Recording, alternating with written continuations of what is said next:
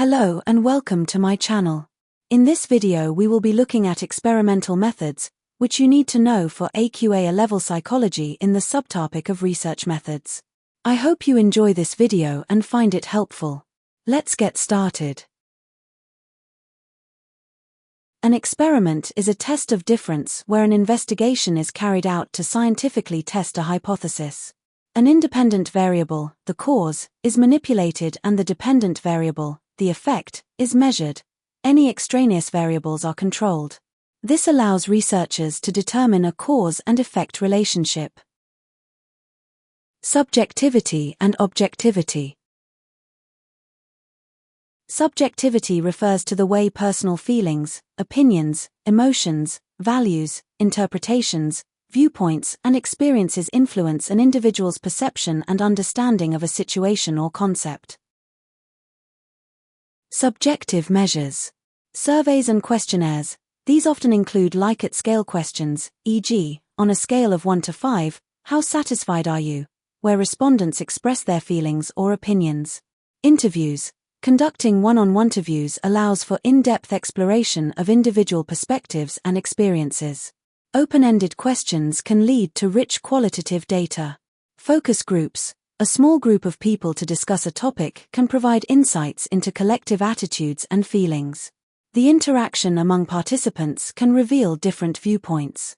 Journals and diaries. Encouraging individuals to keep a journal about their thoughts and feelings over time can provide valuable subjective data on their experiences. Self-assessment tools. Tools like personality tests or well-being scales rely on individuals' self-reported data to measure various psychological traits or states. Narrative analysis. Analyzing personal stories or narratives can help understand how individuals make sense of their experiences and the meanings they attach to them. Objectivity refers to the practice of perceiving and interpreting information based on observable facts and evidence without being influenced by personal feelings, biases, or opinions. Objective measures. Physical measurements. Using instruments to measure physical attributes, such as height, weight, temperature, or blood pressure.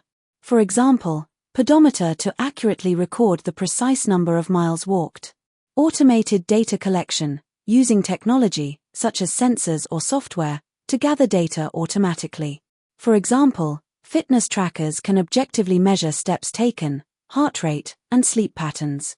Standardized tests. Using tests that have been developed and validated to measure specific skills or knowledge. Standardized test scores provide objective data for educational assessments. Surveys with closed-ended questions. While surveys can include subjective elements, those that use closed-ended questions, e.g., multiple choice or yes-no questions, can yield objective data that can be easily quantified. Aims and hypotheses. Aim, a general statement made by the researcher which states what they plan on investigating, what they plan to achieve and the purpose of their study. To investigate whether. Hypothesis, a precise, specific, testable and falsifiable statement or prediction about the anticipated results of a study, which clearly states an expected relationship or connection between two or more variables under investigation. Hypotheses are written by identifying the variables, dependent and independent, operationalizing the variables being investigated, deciding on a direction for the prediction and making it testable. Alternative, or experimental, hypothesis. States that a potential relationship exists between two variables under investigation. There will be a change in the dependent variable when the independent variable is manipulated. It states that the results are not due to chance and are significant in supporting the theory being investigated. Null hypothesis. States that no relationship exists between the two variables being under investigation. There will be no changes in the dependent variable due to manipulating the independent variable. It states that the results are due to chance and are not significant in supporting the idea being investigated. The difference between these two types of hypotheses is the null, HO, hypothesis states there is no difference or correlation between the conditions, whilst the alternative, H1, hypothesis states there is a difference between the conditions. Directional hypothesis, one-tailed. Predicts the nature of the effect of the independent variable on the dependent variable. It predicts in which direction the change will take place. It specifies whether one variable is greater, lesser, or different from another, rather than just indicating that there's a difference without specifying its nature. Used when there is past research or a range of research indicating the likely direction of the effect, or similar, or a particular outcome that relates to the study's aim and allows the researchers to prediction the direction of the results. Operationalized dependent variable will be significantly higher when independent variable 1 compared to when independent variable 2. Non-directional hypothesis, two-tailed. Predicts that there is a difference or relationship between two variables and a change or effect will occur but does not specify the direction of this relationship. Used when there is no previous research or evidence that relates to the study's aim and allows the researchers to prediction the direction of the results or the research is contradictory. There will be a significant difference between operationalized dependent variable in independent variable 1 compared to independent variable 2. Control and experimental groups. A control group is a group in an experiment or study that does not receive any experimental treatment or intervention, but may receive a placebo or reference treatment. Instead, the control group is used as a benchmark to compare the effects of the treatment on the experimental group, which does receive the intervention. The control group is matched as closely as possible to the experimental group, including age, gender, social class, ethnicity. The purpose of having a control group is to isolate the effects of the treatment from other variables that could influence the results. By comparing the outcomes of the experimental group with those of the control group, researchers can determine whether any observed effects are likely due to the treatment itself or if they could be attributed to other factors, such as placebo effects or natural variations. Control groups can be either active or inactive. An active control group may receive a standard treatment or a different intervention for comparison, while an inactive control group may receive a placebo or no treatment at all. This helps ensure that the study's findings are valid and that any conclusions drawn about the treatment's effectiveness are based on reliable evidence. An experimental group is a group of participants in a study that receives the treatment or intervention being tested and are exposed to a particular manipulation of the independent variable. This group is compared to a control group, which does not receive the treatment, doses the effects of the intervention. The purpose of the experimental group is to measure how the treatment influences the participants compared to those who are not receiving it.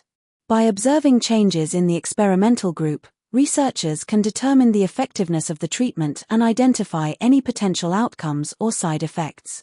In a well-designed experiment, the experimental group and control group should be similar in all respects except for the treatment being administered. This helps to ensure that any differences observed in the results can be attributed to the treatment itself rather than other factors. Researchers will compare the responses of the experimental group to those of a control group to see if the independent variable impacted the participants. A single experiment can include multiple experimental groups, which are all compared against the control group. Variables.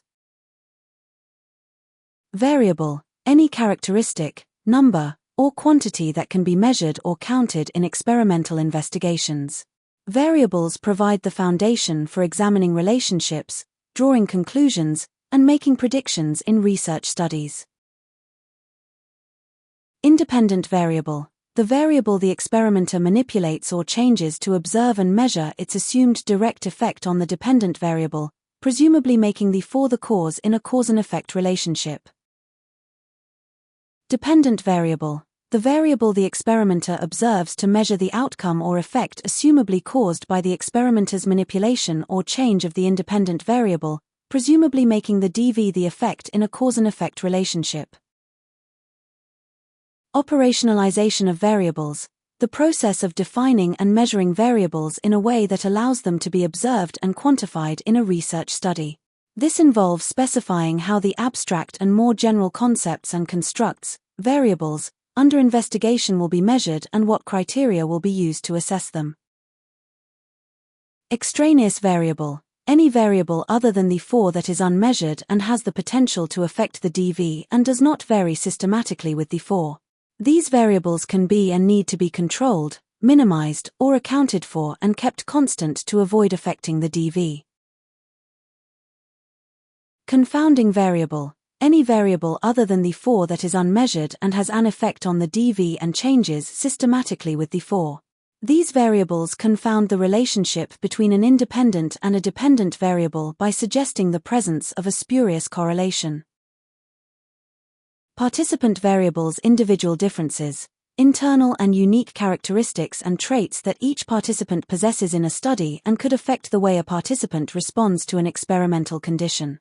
For example, intelligence, gender, age, height, weight, personal interests, mental or physical illness or injury, hygiene, hydration level, medical issues, health and fitness status, disability issues, metabolic rate, cognitive function, educational level, academic performance, speed of learning, prior knowledge, mood, anxiety, nerves, concentration, tiredness, dyslexia, eyesight, stress level, personality attitudes and type, participant habits, consumption of alcohol or caffeine, intoxication, drugs, medication, stimulants, amount of screen time, blue light exposure, sleep schedule or past experiences.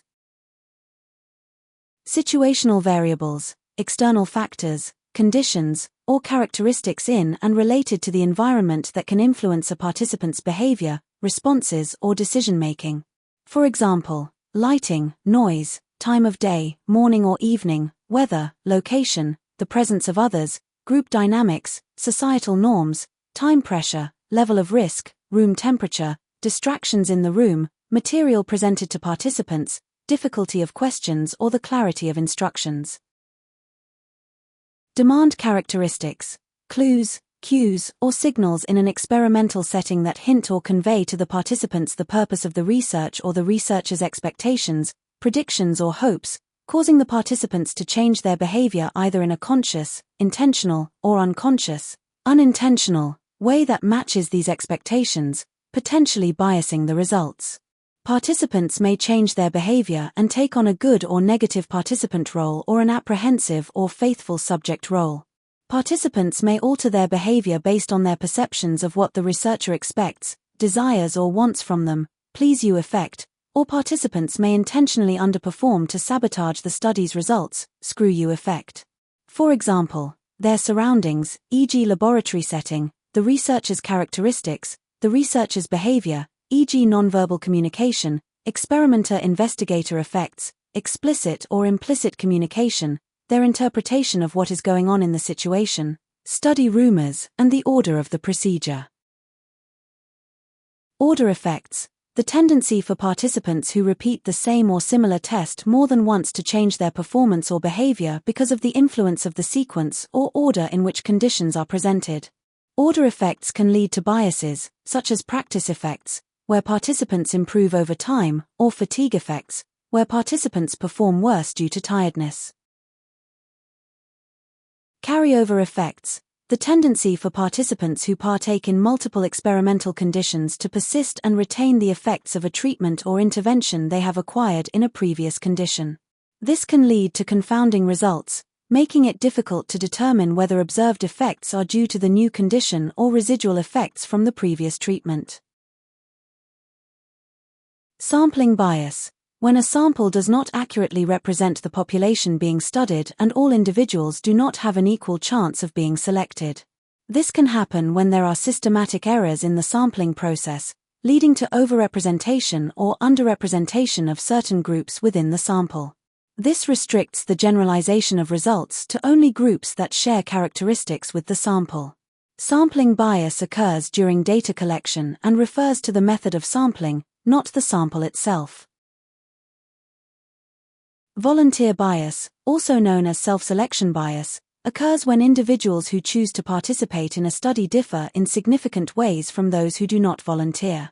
This can lead to results that are not representative of the broader population, as the characteristics of the volunteers may influence the study's outcomes.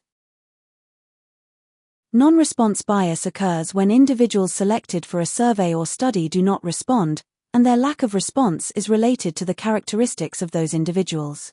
This can lead to skewed results because the data collected may not accurately reflect the views or experiences of the entire population. Social desirability bias occurs when respondents in a survey or study provide answers that they believe are more socially acceptable or favorable, rather than their true feelings or behaviors. This can lead to inaccurate data, as individuals may underreport undesirable behaviors or overreport desirable ones to align with societal norms or expectations. Experimenter-researcher observer bias occurs when a researcher's expectations, beliefs, or preferences consciously or unconsciously influence the outcome of a study, through the way data is collected, analyzed, observed, or interpreted. Experimenter, investigator, or observer expectancy effect occurs when a researcher's expectations, beliefs, or preferences about the outcome of a study consciously or unconsciously influence the participants' actions, behaviors and responses, or the data collected through the researcher smiling, being enthusiastic, using a pleasant or unpleasant tone, or purposely making one condition easier or harder. Control of variables. Random allocation refers to the practice of allocating participants to different conditions in a study in a completely unbiased way, ensuring each participant has an equal chance of being assigned to any condition without the researcher or participant choosing the group to which the participant is assigned. Each participant is assigned a number or identified by name. The numbers or names are then randomly allocated to a condition using a chance procedure to ensure that each participant has an equal opportunity of being assigned to either a random number generator, hat, or lottery method, flipping a coin or rolling a dice. The first participant drawn is assigned to condition 1, the second to condition 2, and so on until all the numbers or names have been drawn. Single blinding is a research design technique where only one party involved in the study is unaware of certain key information. Typically, this means that the participants do not know which group they are assigned to, e.g., treatment or control group, while the researchers are aware of the group assignments. This approach helps to reduce the potential for participant bias, where knowledge of their group could influence their behavior or responses. By keeping participants in the dark about their group assignments, researchers can minimize the effects of expectations or placebo effects on the outcomes of the study. However, since the researchers still know the group assignments, there is still a risk of experimenter bias influencing how they interact with participants or interpret the results. Double blinding is a research design technique where both the participants and the researchers are unaware of the group assignments in a study. This means that neither the participants nor the researchers know who is receiving the treatment or intervention and who is in the control group. This helps to eliminate both participant bias and experimenter bias. Since participants do not know which group they belong to, their expectations or behaviors are less likely to influence the outcomes of the study. Similarly, because researchers do not know which participants are in which group, their interactions with participants and their data analysis are less likely to be influenced by their expectations or biases. Randomization is when the use of chance is used in an investigation. For example, design of materials, deciding the order of conditions, the selection of participants, selection of control and experimental groups, tasks, locations, order of stimuli, timing of interventions. Standardization is when formalized procedures, instructions, and materials within an investigation are kept the same for every single participant involved in the research process. For example, same words and vocabulary, same difficulty of words, same number of syllables, letters, type of word, same order, same instructions, same times, same room, same reading materials, same tone of voice, same researcher. Counterbalancing is a technique used in research, particularly in experiments that involve repeated measures or within subject designs. The main goal of counterbalancing is to control the effects of order or sequence in which treatments or conditions are presented to participants. Participants should be randomly divided into two groups, half. Group 1 should complete condition A followed by condition. Group 2 should complete condition B followed by condition A. By using counterbalancing, researchers can ensure that any effects observed are due to the treatments themselves rather than the order in which they were presented. This enhances the internal validity of the study. Types of experiments. Laboratory experiment. An experiment conducted in an artificial and highly controlled environment where an independent variable, the cause, is systematically manipulated, and the dependent variable, the effect, is measured. Any extraneous variables are controlled. Participants are aware of being observed and part of a study. Standardized procedures are used to determine where the experiment will take place, at what time, with which participants, and in what circumstances. Strengths of laboratory experiments. High control over confounding and extraneous variables. Laboratory experiments allow researchers to control confounding and extraneous variables, which helps establish a cause and effect relationship. This control minimizes the influence of outside factors that could confound the results. High internal validity. Researchers can control all the variables, so the main differences between the experimental condition and control group are only the independent variable whose effect is being monitored. This allows researchers to more confidently assume that any differences between the conditions are due to the independent variable. Replication. Laboratory experiments can be easily replicated by other researchers. This is important for verifying results and ensuring reliability in scientific findings. Precision. Researchers can measure outcomes with high precision in a controlled environment. This leads to more accurate data collection and analysis. Isolation of effects. By conducting experiments in a lab setting, researchers can isolate specific variables to see their effects on the dependent variable, helping to clarify relationships. Standardization. Laboratory experiments can be standardized, meaning that the same procedures and conditions can be applied to all participants. This consistency helps reduce variability in results. Ethical considerations. Certain experiments that may not be feasible or ethical to conduct in the real world can be performed in a lab setting, allowing researchers to explore important questions. Limitations of laboratory experiments. Lacks ecological validity. The controlled setting of a laboratory may not accurately reflect real-world conditions. This artificiality can lead to results that are not generalizable to everyday situations. High risk of demand characteristics. Participants are aware that they are being watched and may try to behave in a way that they believe. Limited scope. Laboratory experiments often focus on specific variables, which may overlook the complexity of real-life situations where multiple factors interact. Ethical constraints. Some experiments that could provide valuable insights may be unethical to conduct in a laboratory setting, limiting the scope of research. Cost and resources. Setting up a laboratory experiment can be expensive and resource-intensive, which may not be feasible for all researchers. Time-consuming. Designing and conducting laboratory experiments can take a significant amount of time, which may delay the research process. Field experiment. An experiment that is conducted in a natural real-world everyday environment, e.g. school or workplace, where an independent variable, the cause, is manipulated, and the dependent variable, the effect, is measured. There is little control over extraneous variables. Participants are not normally aware that they are being studied. Strengths of field experiments. Useful to study social phenomena, e.g. altruism, obedience, and persuasion. Participants are more likely to behave authentically in their everyday environments, which can provide more accurate data on social behaviors like helping others, altruism, following authority figures, obedience, or changing attitudes, persuasion.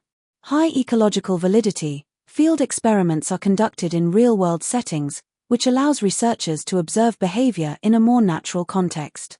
This can lead to more ecologically valid results.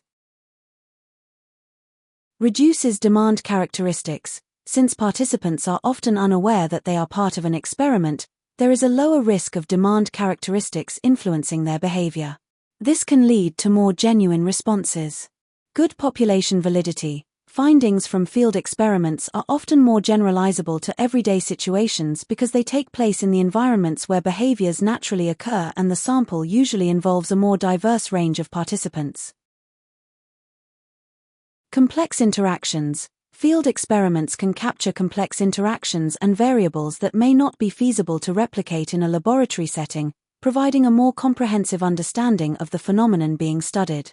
Realistic conditions. The use of realistic conditions can enhance the external validity of the research, making it easier to apply findings to real-life scenarios. Limitations of field experiments. Lack of control over confounding and extraneous variables. In field experiments, researchers have less control over extraneous variables compared to laboratory settings. This can make it difficult to isolate the effects of the independent variable. Randomization challenges. It can be more challenging to randomly assign participants to different conditions in a field experiment, which may lead to potential biases in the sample.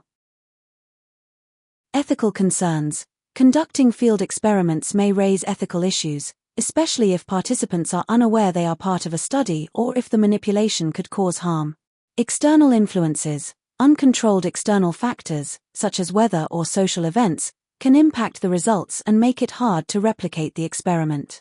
Data collection difficulties. Gathering data in a field setting can be more complex and time-consuming, and there may be issues with consistency in measurement. Quasi-experiment.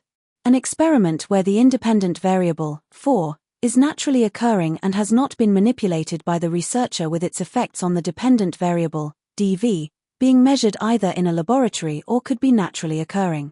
For example, gender, eye color, height, personality type, e.g. introverts versus extroverts, people who have a psychological disorder.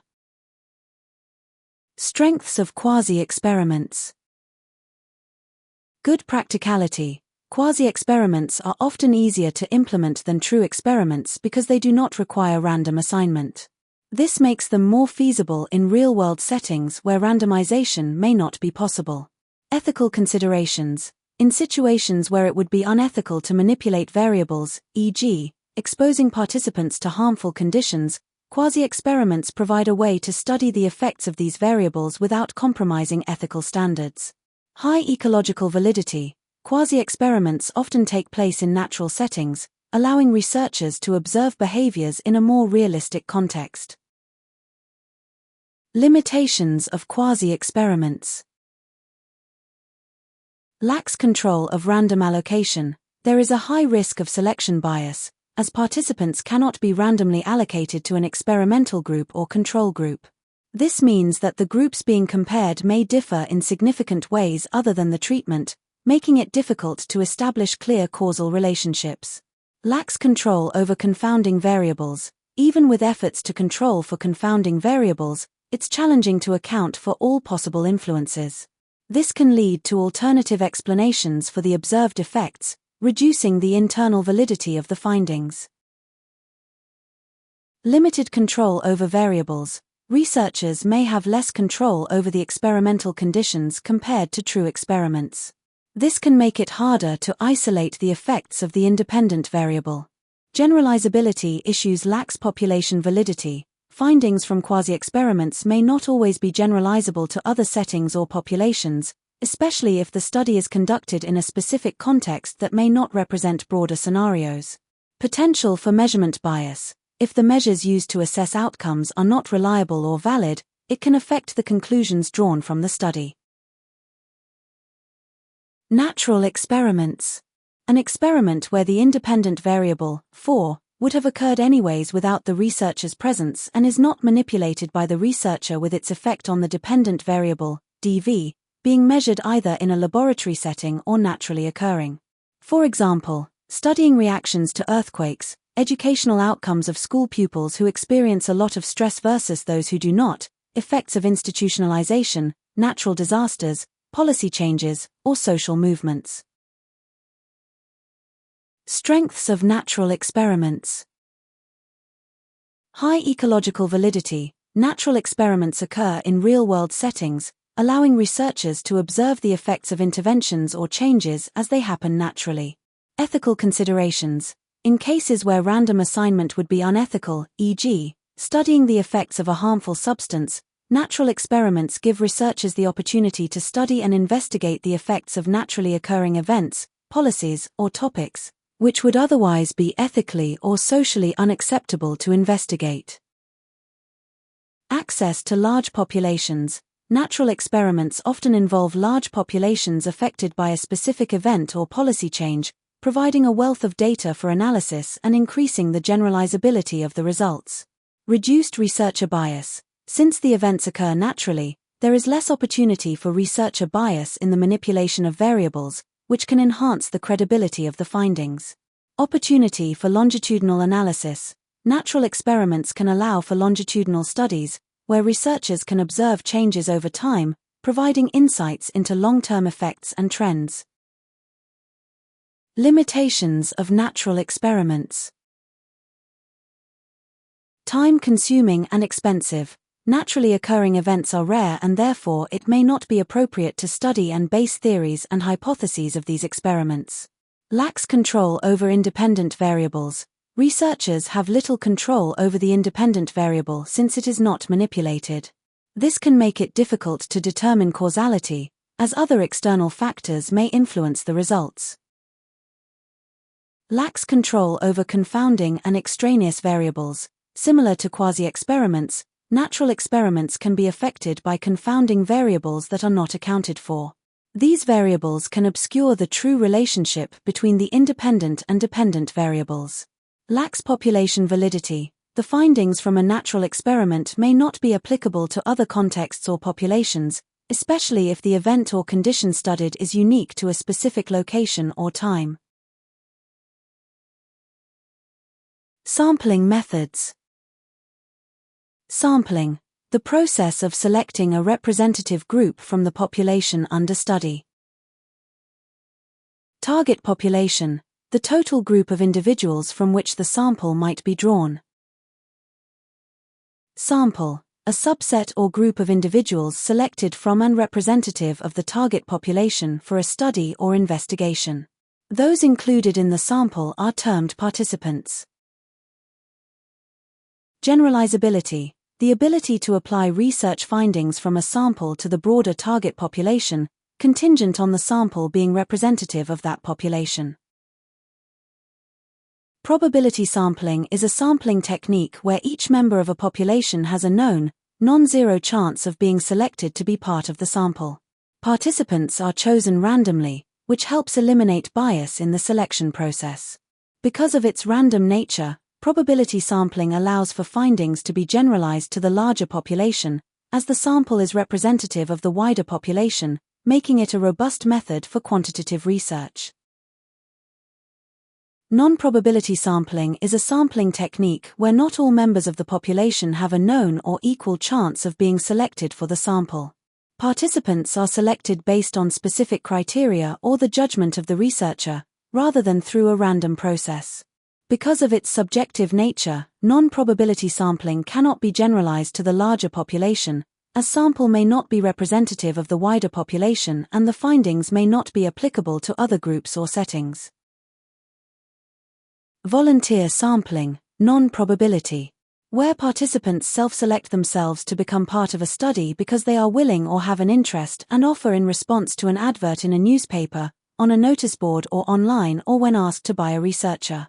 First, the target population needs to be defined by clearly identifying the group that is going to be studied. Then, recruitment strategy needs to be created by developing materials that explain the study, including its purpose, what participation involves, and any potential benefits or incentives. This can be done through flyers, social media posts, or announcements in relevant communities. The recruitment materials will then need to be distributed and shared in places where the target population is likely to see them. This could be online forums, community centers, schools, or events related to your research topic. Eventually, interested participants will volunteer and reach out expressing their willingness to participate. Strengths of volunteer sampling.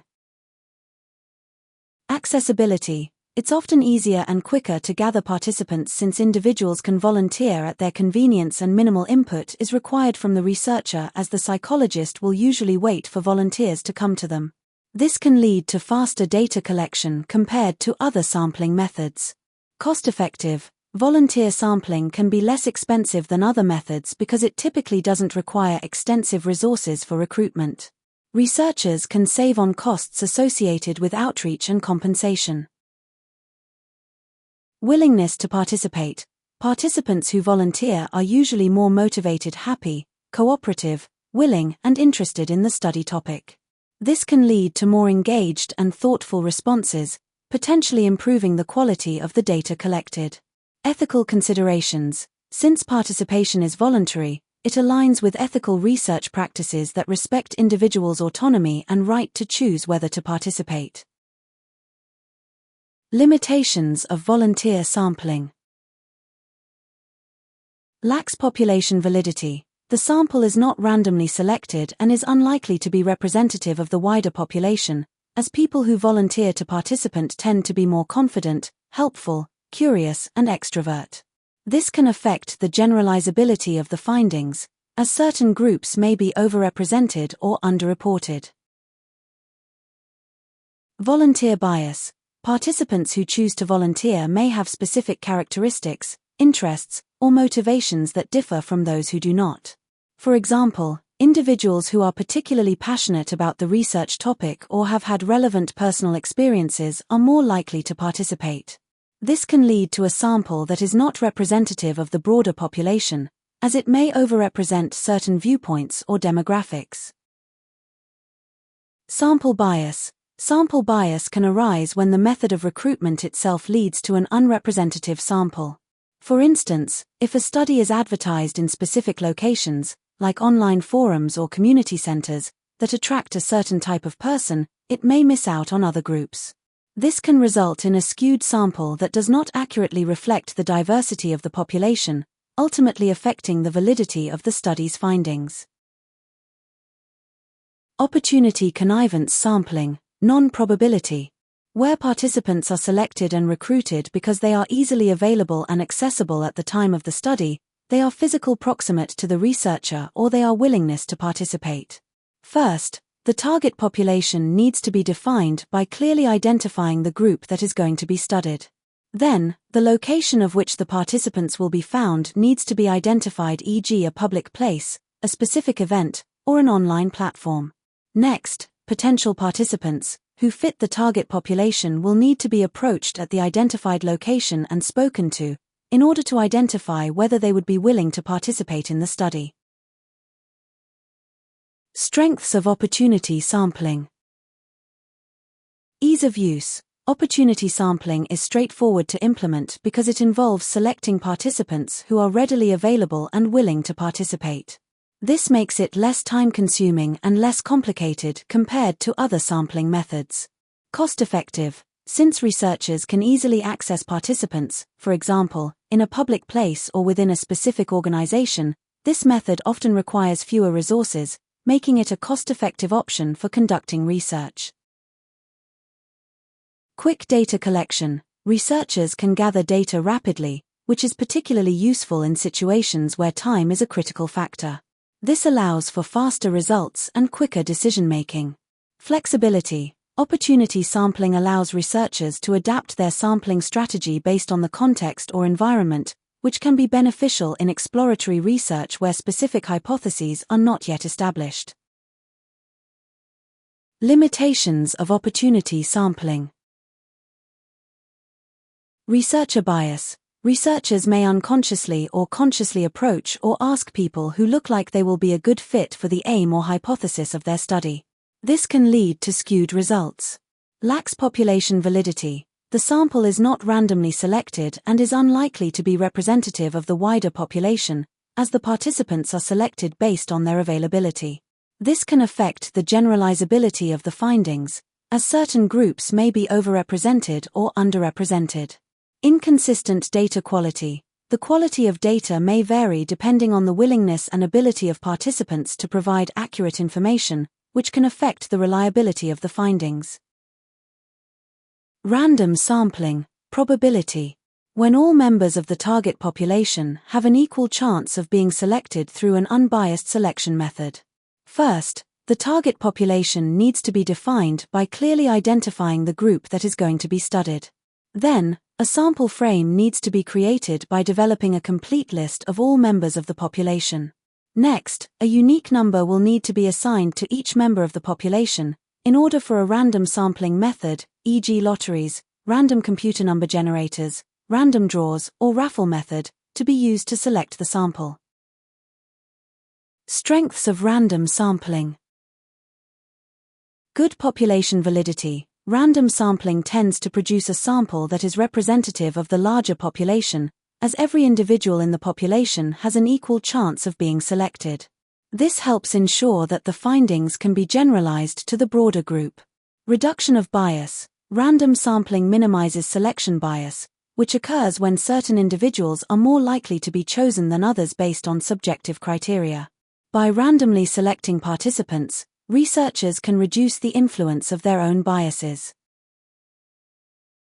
Statistical validity. Random samples allow for more robust statistical analyses. Many statistical tests assume that the sample is random, and using a random sample can enhance the credibility of the results and the conclusions drawn from them. Simplicity. The process of random sampling can be straightforward, especially when using random number generators or other tools to ensure that selection is unbiased. This simplicity can make the research design easier to implement. Increased credibility. Studies that use random sampling are often viewed as more credible by the scientific community and the public. This can enhance the acceptance and impact of the research findings. Limitations of random sampling. Cost and time. Conducting random sampling can be resource-intensive, particularly if the population is large or dispersed.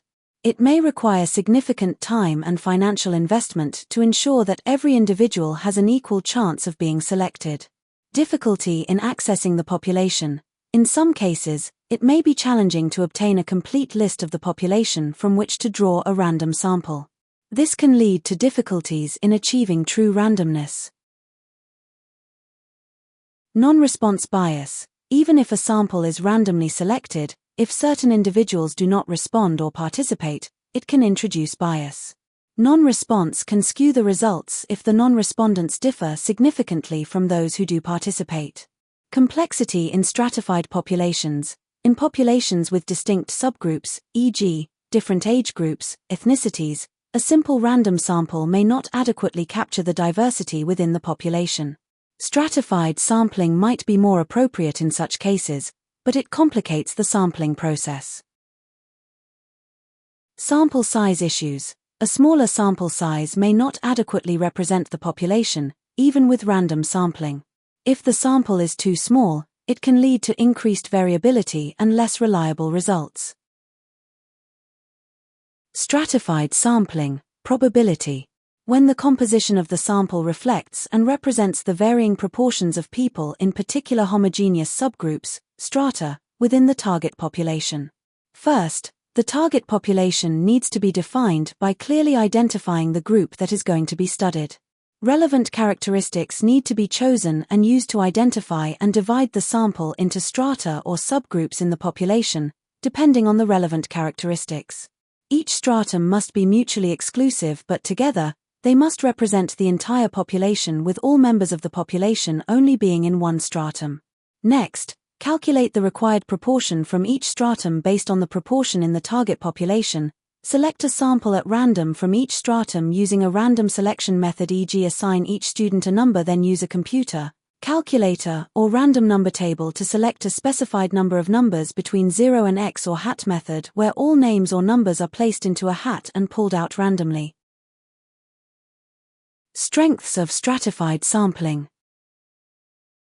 Good population validity. Different subsets of people are represented in the sample in the correct proportions.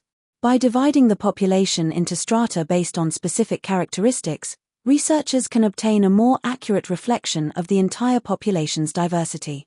This representation allows for findings that can be generalized to the broader population.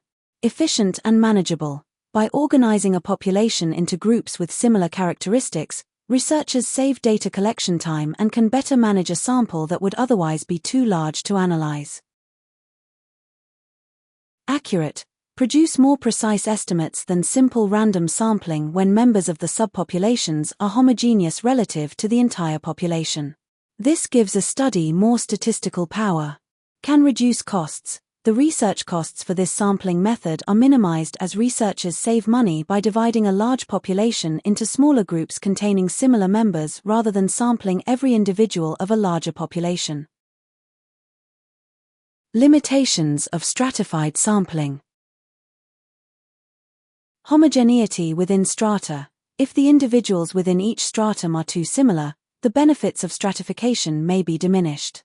The purpose of stratified sampling is to ensure diversity within each stratum, so if they are too homogeneous, it might not be effective. Expensive and time-consuming. Stratified sampling can be more time-consuming and costly because it often requires more planning and data collection efforts compared to simpler methods. Potential for misclassification. If individuals are incorrectly classified into strata, it can lead to biased results. Accurate classification is crucial for the effectiveness of this method. Systematic sampling. Probability. When every nth member of the target population is systematically selected, e.g. orderly logical, from a list or sequence to form a sample, ensuring even and regular intervals between chosen subjects. First, define the target population by identifying the group wanting to be studied. Then, determine the number of individuals in the entire population, p, and determine the sample size, s. Using these two numbers, calculate the sample interval, k, by dividing p by s.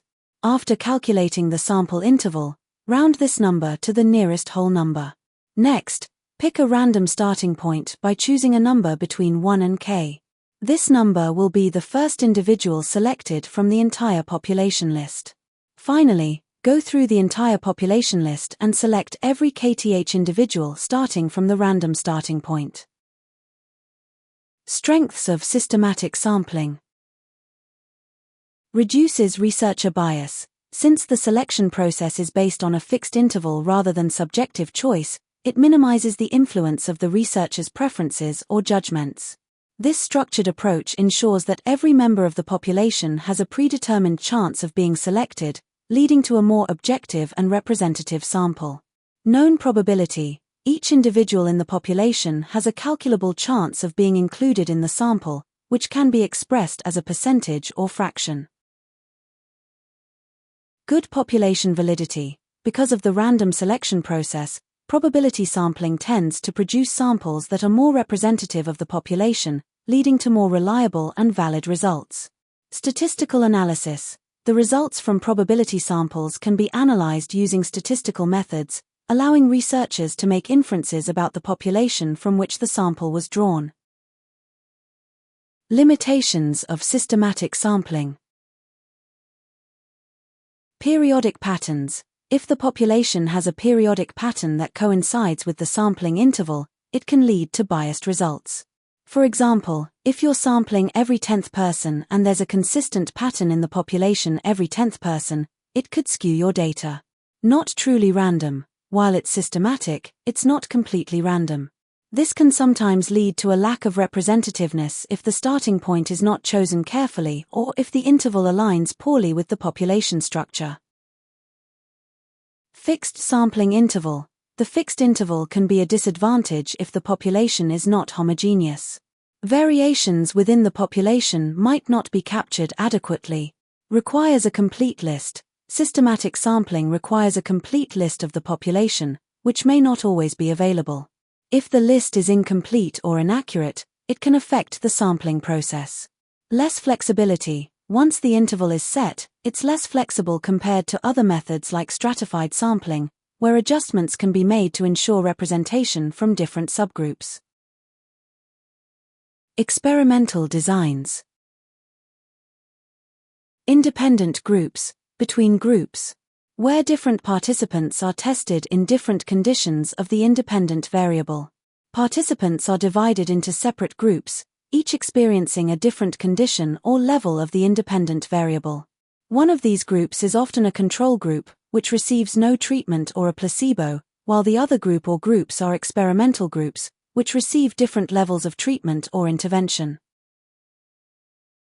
Strengths of independent groups design. Reduces order effects. Participants are assigned to different conditions or treatments, meaning that each participant is only exposed to one condition. This prevents any potential influence of the order in which conditions are presented. Researchers can ensure that each condition is assessed without the confounding influence of previous conditions, leading to more valid and reliable results. Avoids carryover effect. Participants are divided into different treatment groups, so one participant's exposure to treatment will not affect the outcome of a subsequent condition. Time effective and straightforward. Each participant is only assigned to one treatment group, so the experiments tend to be uncomplicated. Scheduling the testing groups is simple, and researchers tend to be able to receive and analyze the data quickly. Reduced testing fatigue. Since each participant is only tested in one condition, between subjects designs can help avoid testing fatigue that might occur in within subjects designs where participants go through multiple conditions in one session. Reduces demand characteristics. Participants are usually not made aware that there are other conditions and therefore are less likely to guess that the aim of the study and change their behavior. Can more certainly establish a cause and effect relationship. The differences in results between conditions can be more confidently assessed as the researcher's manipulation of the DV rather than the variations in the materials themselves. Limitations of independent groups design. A large participant pool is necessary. Because each subject is assigned to only one condition, this type of design requires a large sample. Thus, these studies also require more resources and budgeting to recruit participants and administer the experiments. Risk of individual differences affecting the results. Differences between subjects within a given condition may be an explanation for results, introducing error and making the effects of an experimental condition less accurate. Requires careful matching or random assignment. To help control for individual differences between groups, researchers must carefully match participants on key characteristics or use random assignment to conditions. If groups differ from the outset, it can confound the results. Less statistical power. For the same sample size, between subjects designs have less statistical power than within subjects designs. This means larger effect sizes are needed to detect significant differences between conditions, or larger sample sizes are required. Solutions. Random allocation. Blinding. Repeated measures design, within subject design, where the same participants are tested in every condition of the independent variable. Participants are not divided into separate groups and experience every condition or level of the independent variable. There is no control group, as all participants are tested both before and after they are exposed to treatment. Strengths of repeated measures design. Useful for longitudinal studies, researchers can assess changes within the same group of subjects over an extended period of time. No variation in individual differences. The same participants are used in all conditions. Each participant serves as their own control. Since the same individuals participate in all conditions, there will be no effects from variations in individual differences between conditions. Because individual variation is removed, this study design has little room for error, and researchers can easily detect differences among treatments. Cost and time effective. Requires a smaller sample size as each participant is tested in multiple conditions. This means that less time and money is spent on finding participants to test. Participant variability control. Since the same participants are used in all conditions, individual differences, like age, gender, and personality, are controlled. This reduces variability and allows for clearer comparisons between conditions. Increased sensitivity. Repeated measures designs can detect effects more easily because the same individuals are being measured multiple times. This means that the statistical power is often higher, making it easier to find significant results. Longitudinal insights. This design allows researchers to observe changes over time within the same individuals, which can be particularly useful in studies looking at learning, development, or treatment effects. Limitations of repeated measures design. Time-consuming. Data collection can take a long time since each participant is given multiple treatments. In addition, it can be challenging to control the effects of time on the study's outcomes. High risk of carryover effects. Participants are exposed to several levels of the same independent variable. This prior exposure to a treatment condition could alter the outcomes of later treatment conditions. Order effects. Participants may be influenced by the sequence of the conditions. For example, participants might perform better in later conditions due to practice or worse due to fatigue. Demand characteristics. Participants may become aware of the purpose of the study as they progress through conditions, which can lead them to change their behavior in ways that could bias the results. Time-related issues. If the intervals between conditions are too long, external factors, like changes in mood or environment, could affect results. Additionally, if the study takes too long, participants might drop out or lose interest. Solutions. Counterbalancing. Matched pairs design. When a pair of participants are matched on a particular key variable or characteristic that is relevant to the experiment and could affect the dependent variable potentially ascertained through the use of a pretest, e.g., completing a questionnaire to determine relevant information, and then participants from each matched pair take part in different conditions of the four. Participants with the two highest scores are paired, then the next two highest score are paired, and so on until all participants are paired. One participant from each pair would then be randomly allocated to a different condition of the experiment, usually either the experimental group or control group. Strengths of matched pairs design. High control of participant variables. By matching participants on relevant characteristics, like age, gender, or ability, this design controls for individual differences that could affect the outcome. This helps to isolate the effect of the independent variable more effectively. Reduced variability. Since participants in each pair are similar, the variability within each condition is reduced. This can lead to more reliable results and greater statistical power compared to independent groups' designs. More ethical. In some cases, matched pairs can be more ethical than repeated measures designs because participants are not subjected to multiple treatments or conditions, which might be demanding or stressful. Clear comparisons. The design allows for straightforward comparisons between conditions since each participant in a pair experiences a different condition. This can make it easier to interpret the results. Minimized order effects. Unlike repeated measures designs, matched pairs do not suffer from order effects since different participants are used for each condition. This can lead to more valid conclusions. Limitations of matched pairs design. Difficulty in finding matches. It can be challenging to find pairs of participants who are closely matched on relevant characteristics. If suitable matches are not available, it may limit the sample size or introduce bias. Loss of individual data. If one participant in a matched pair drops out or cannot complete the study, the data for the entire pair may be lost. This can reduce the overall sample size and impact the study's validity. Potential for matching bias. If the matching criteria are not carefully chosen, it can lead to matching bias, where the matched pairs do not accurately represent the population. This can affect the generalizability of the results. Complex analysis. Analyzing data from matched pairs can be more complex than from independent groups or repeated measures designs, requiring more advanced statistical techniques. Time-consuming. Identifying and matching participants based on specific characteristics can be a lengthy process. This can make the study more complicated and time-consuming to set up. Solution: random allocation. Thank you for watching. If you have enjoyed this video, please like and subscribe for more content like this. Bye.